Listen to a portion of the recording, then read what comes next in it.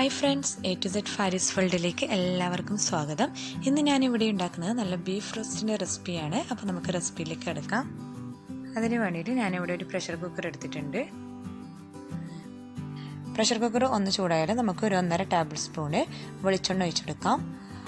അതിലേക്ക് 1 ടീസ്പൂണ് ഇഞ്ചി വെളുത്തുള്ളി ചതച്ചത് അതും കൂടി ഇട്ട് കൊടുക്കാം. ഇനി നമുക്ക് ഇതിലേക്ക് ഒരു ചെറിയ സവാള കട്ട് ചെയ്തതും കൂടി ഇട്ട് കൊടുക്കാം. അതും കൂടി ഇട്ടിട്ട് നമുക്കൊന്ന് വഴറ്റി കൊടുക്കാം. ഒരുപാട് വഴറ്റേണ്ട ആവശ്യമില്ല, ജസ്റ്റ് ഒന്ന് വഴന്ന് കിട്ടിയാൽ മതി.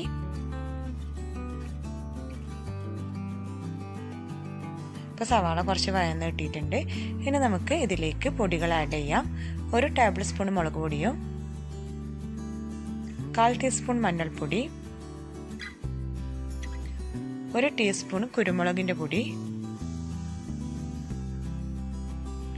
1 ടീസ്പൂൺ ഗരം മസാലപ്പൊടി,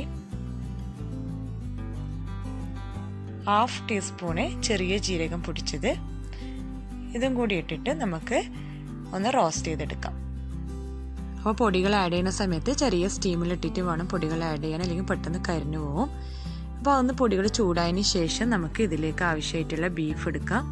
ഞാനിപ്പോൾ ഇവിടെ ഏകദേശം ഒരു 850 ഗ്രാം ബീഫ് എടുത്തിട്ടുണ്ട്. എല്ലോടുകൂടിയ ബീഫാണ്. അത് നമുക്ക് ഇതിലേക്ക് ഇട്ട് കൊടുക്കാം. ഈ ബീഫ് ഇട്ടതിന് ശേഷം തന്നെ നമ്മൾ പെട്ടെന്ന് വെള്ളം ഒഴിച്ചു കൊടുക്കരുത്. നമുക്ക് വെള്ളം ഒഴിച്ചു കൊടുക്കുന്നതിന് മുമ്പ് തന്നെ നമുക്ക് ഈ പൊടികളെല്ലാം നല്ലോണം ഈ ബീഫിലേക്ക് മിക്സ് ചെയ്തെടുക്കാം. അപ്പോഴാണ് നമ്മുടെ ബീഫിന് നല്ല മസാല എല്ലാം പിടിച്ചിട്ടുണ്ടാവാൻ. അപ്പോൾ നമുക്ക് ഈ പൊടികളെല്ലാം നന്നായിട്ട് മിക്സ് ചെയ്തെടുക്കാം. ഇനി നമുക്ക് ഇതിലേക്ക് ആവശ്യമായിട്ടുള്ള ഉപ്പ് ആഡ് ചെയ്യാം.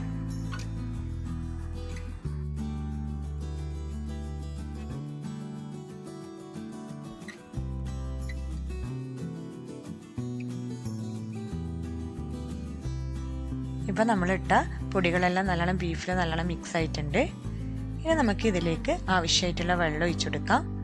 ഞാൻ ഇപ്പോൾ ഇതിലേക്ക് 1/2 കപ്പ് വെള്ളമാണ് ഒഴിച്ചു കൊടുക്കുന്നത്.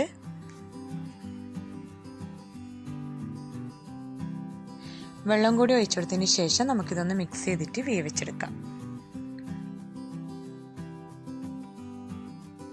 ഞാനിപ്പോൾ ഇവിടെ ഒരു മീഡിയം ഫ്ലെയിമിലിട്ടിട്ട് ഒരു 3-4 വിസിൽ വരുന്നത് വരെ ഇതൊന്ന് വേവിച്ചെടുത്തിട്ടുണ്ട്.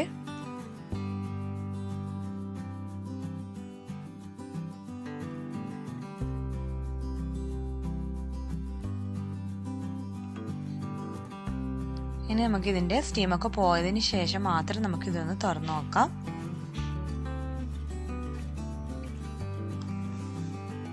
അപ്പോൾ നമ്മളെ ബീഫ് ആവശ്യത്തിന് വെന്തിട്ടുണ്ട്. ഇത് നമുക്ക് മാറ്റി വെക്കാം.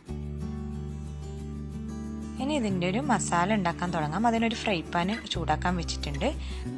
അതിലേക്ക് 1 ടേബിൾ സ്പൂൺ വെളിച്ചെണ്ണ ഒഴിച്ചെടുക്കാം. വെളിച്ചെണ്ണ തന്നെ ഉപയോഗിക്കാൻ ശ്രദ്ധിക്കണം, അപ്പോഴാണ് നമ്മുടെ ഈ ബീഫിന് നല്ല ടേസ്റ്റ് ഉണ്ടാകാൻ. അപ്പോൾ അത് ചൂടായി വരുന്ന സമയത്ത് ഇതിലേക്ക് ഒരു 1.5 ടേബിൾ സ്പൂൺ മുളക് പൊടിയും 1/4 ടീസ്പൂൺ മഞ്ഞൾപ്പൊടിയും കൂടി ഇട്ടിട്ട് കുറച്ച് വെള്ളം ഒഴിച്ചിട്ട് നമുക്കിതൊന്ന് മിക്സ് ചെയ്ത് വെക്കാം. കാരണം ഇതിങ്ങനെ ചെയ്യുന്നതെന്ന് വെച്ച് കഴിഞ്ഞാൽ നമ്മൾ ഈ എണ്ണയിൽ ഡയറക്റ്റ് പൊടിയിട്ട് കഴിഞ്ഞാൽ പെട്ടെന്ന് കരിഞ്ഞു പോകും. അങ്ങനെ ഇല്ലാതിരിക്കാൻ വേണ്ടിയിട്ടാണ് ഇങ്ങനെ ചെയ്യുന്നത്. ഇപ്പോൾ ഈ എണ്ണ ചൂടായി കഴിഞ്ഞാൽ 1 ടീസ്പൂണ് ഇഞ്ചി ഇട്ട് കൊടുക്കാം.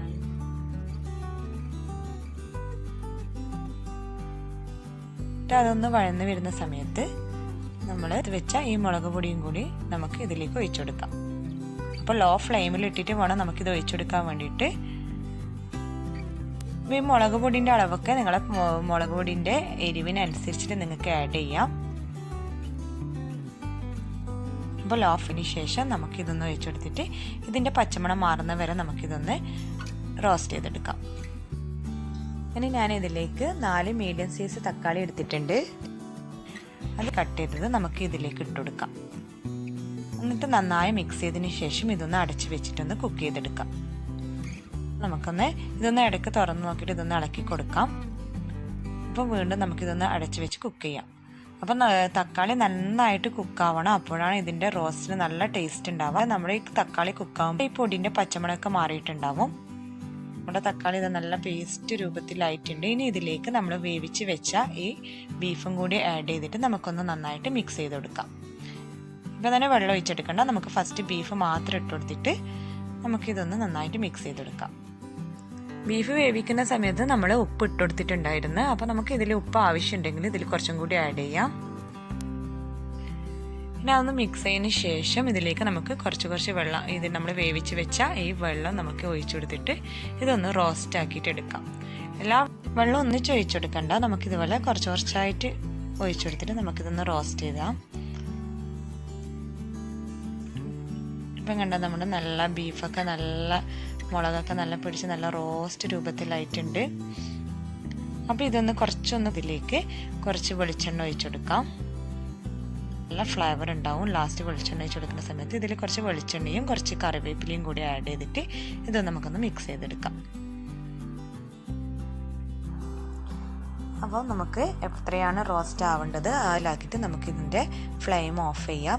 നല്ല ഈസിയാണ് ഇത് ഉണ്ടാക്കാൻ വേണ്ടിയിട്ട്, നല്ല ടേസ്റ്റിയാണ്. ഇതേ രൂപത്തിലൊന്ന് നിങ്ങൾ ഉണ്ടാക്കി ട്രൈ ചെയ്ത് നോക്കിയിട്ട് നിങ്ങൾ ഫീഡ്ബാക്ക് അറിയിക്കണം.